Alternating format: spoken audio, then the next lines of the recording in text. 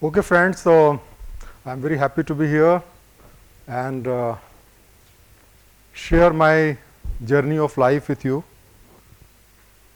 In fact, I have multiple identities: engineer, IRS officer, author, speaker, entrepreneur, and whatnot. So, how this happened and why I have not been sticking to a particular profession and what is making this change. So, before I start my story of change, let me tell you that there are 4 reasons why we should change, 4 type of benefits which we will get when we will change. The first 2 reasons I will say push factor, where if you don't change, you will have problems. The first reason is that the world is changing very fast. And as you must have heard the famous statement of Darwin, that in the battle of survival, it's not the most intelligent or most powerful species that survives, but the one which basically change with time or which is able to adjust with the change in the world. So, if we don't change ourselves, we will not be able to survive, will not be able to succeed in this world which is changing very fast. The second push factor, which perhaps you would not be able to imagine at this level, is the changes which happens within us. You see, at this point of time, you might be thinking, I will get a job, good job, this will be my career, 5 years hence, 10 years hence, 20 years hence, I will be very happy if I become a CEO or achieve this sort of success. But that is not the way the things are going to be. As a 25 years old person, you can't think as to what you are going to be in 35 years, 45 years, 50 years. Friends, we change. Every experience of life, every book that you read, every person with whom you are having a close interaction, every love, every hatred, every success, every failure, every pain, every pleasure is changing you, and that will continue to change. Now, if you don't change externally, but these changes are happening at your physical level, emotional level, intellectual level, spiritual level, then it's like, you ask a boy or girl that you keep on wearing the same shirt or pant or same dress while the person is growing. You can imagine the problem, the difficulties which the person is going to face when you are internally changing, but externally you are not able to change. There will be a force within you which will say change, change, change. So, that will force you to change. Now, these are the push factors. But then what we do? See, I worked in IRS, close friends in civil services, because I did my graduation from IIT. Most of my friends are in the corporate. When I meet them, most of them are not happy, but they don't know what to do. Here comes the third important reason for change, that is happiness. And for that we must know about the Maslow's hierarchy of need. I think you must be all familiar. The first level is the physiological needs, where you want to have a food, housing, all these physical things, physical necessities. You want a job so that you can be sure that these necessities will be fulfilled. At second level, of course, you want safety, because whatever I am having today, I should continue to have tomorrow. That's why you want a job which is secure, and that is one of the reasons why in India, there's so much of craze about government jobs, because a lot of people think government jobs are secured. So once you get into the government job, there's no, no tension that you'll be fired tomorrow or government company will close down and you have to lose your job. The third level is love and affinity needs. You want to be loved, and you want to have a family, you want to have good friends, you want to love your job, you want to love your colleagues, all those things, love is a very important need. And up to this level, a lot of people try to reach. But then there are two more levels. You are not going to be happy and satisfied if you are having a happy family. If you are loving your job also, I tell you that at some point of time, you are going to feel that I should outgrow, because then comes the next need, and that is the need of getting respect, honor, self-esteem need. You want the respect of your other people. You want to respect yourself, that you are doing something important for the world. You are doing something which is really having a quality that you people will respect you. And then comes the final level, and that we call self-actualization, where you want to follow a passion, where you want to be the best version of yourself. And there you get a feeling, that perhaps you are a unique creature in the world. Person like you has never been born in the past, is never going to be born in the future. You are unique. And you can perhaps do something which nobody has ever done in the past, or maybe can never do in the future also. And if you miss that opportunity, if you don't do that thing, then perhaps you will waste your life. Perhaps the world will miss you. Imagine if Einstein would not have discovered the theory of relativity. Do you think the world would have been same because without him? No. They realized their potential, but they changed the world also, because world needed that. Now, this is, if you ignore that, you continue to pursue just your job, promotions and all that, you will feel unhappy. Only when you reach to that level, then you will feel happy. But the three things which I talked so far, three changes, are still the changes which are connected with your personal happiness, selfishness. The fourth level of change is when you want to change the world. As you must have heard Mahatma Gandhi's famous quotation, that be the change you want to be in the world. You want to change the world. I think none of us who is sitting in this auditorium is happy with the world. There is so much of corruption, there is so much of crime, injustice, inequality, poverty, inequality, and we are not happy with that. We all want to see a better world. And so, we want to change the world. But how to change the world? You have to first change yourself. There is a very famous quotation by Rumi, who said, yesterday I was clever, I wanted to change the world. Today I am wise, so I am changing myself. And so you will understand that if you want to change the world, the change has to begin with you. And that's why you want to change yourself.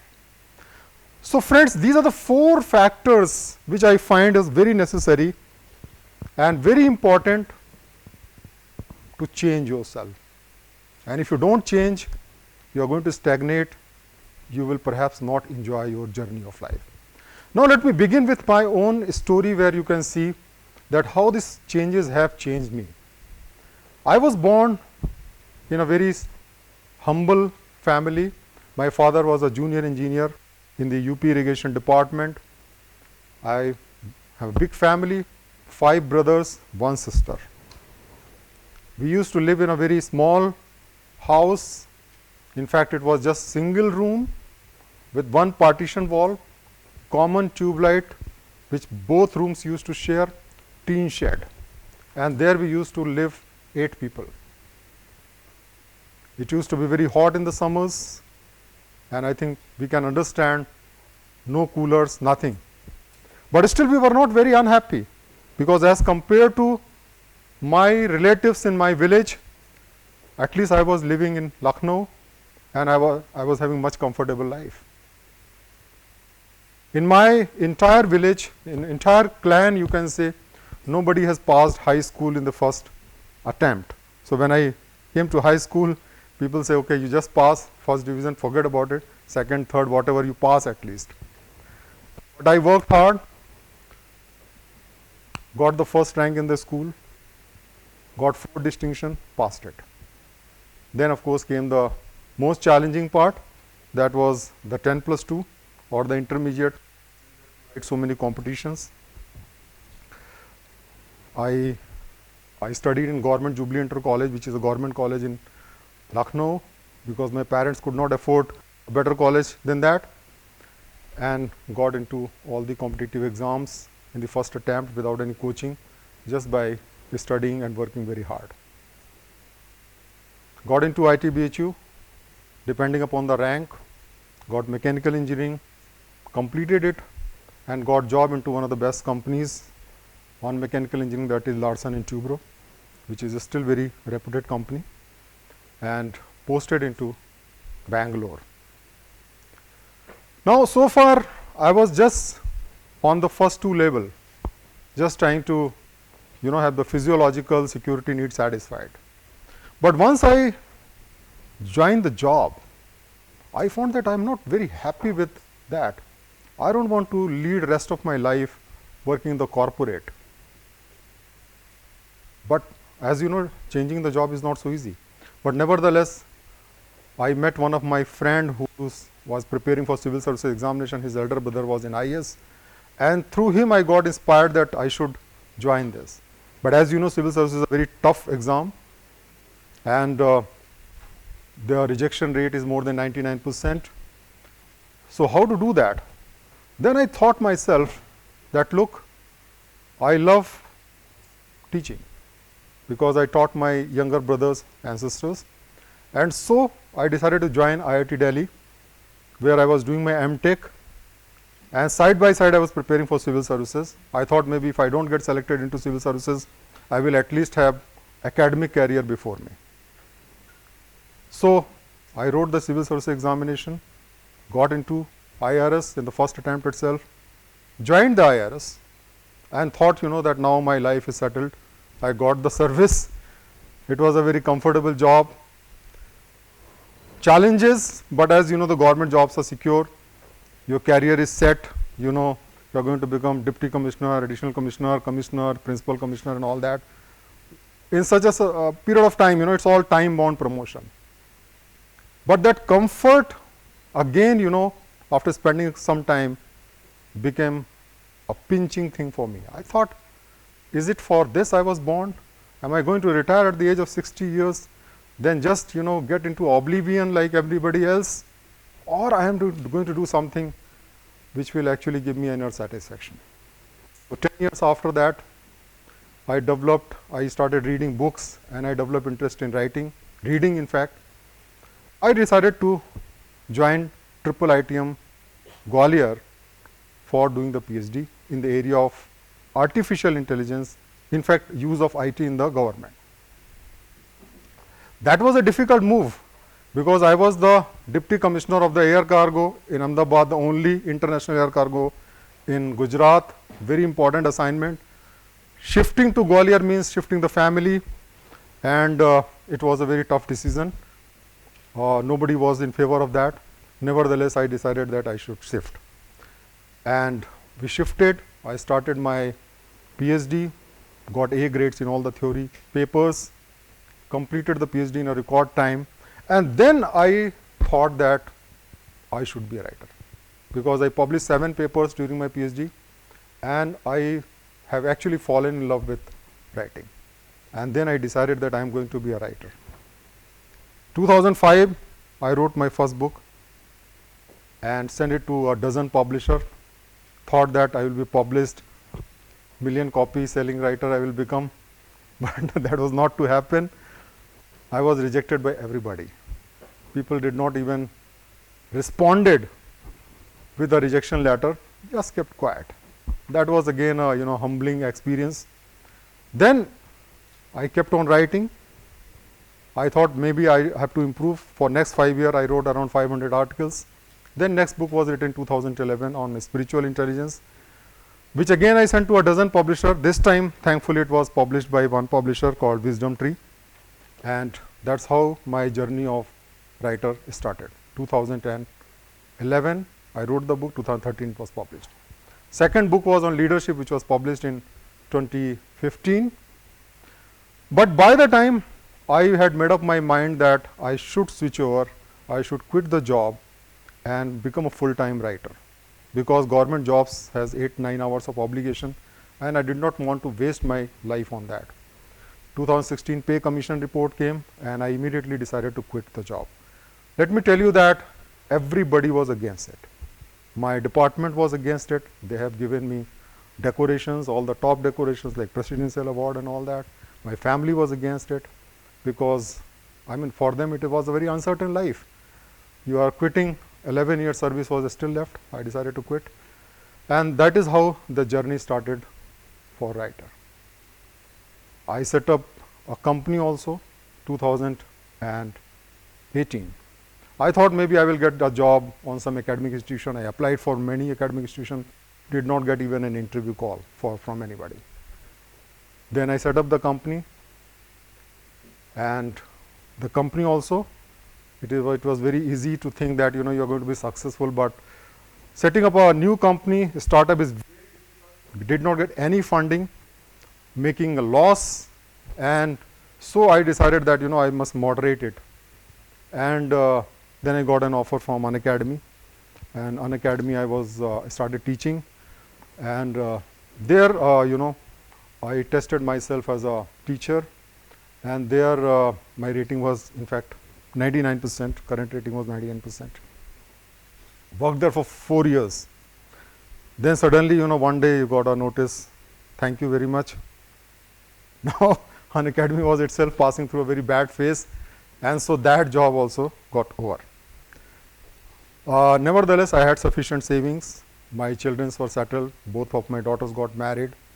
And then I thought that it's a blessing in disguise. Now I can fully concentrate on my writing career. So that happened in last year, March 2023. Thereafter, I have written one book on ethics, where I am trying to give a new theory of ethics, because I think ethics and morals are very much necessary in modern time, and something which we are lacking. And the other area of my work is on critical thinking, for which I have recently published a course on Udemy and on my own platform, and I am now writing a book on that field also. So friends, full-time writer I am now, and I intend to write maybe 10 to 20 books in my future. Never planning to retire. I remember the word of my professor who used to say rest is rust, and so while my batchmates will be retiring at the age of 60 years, half of them have already retired. Thank you very much.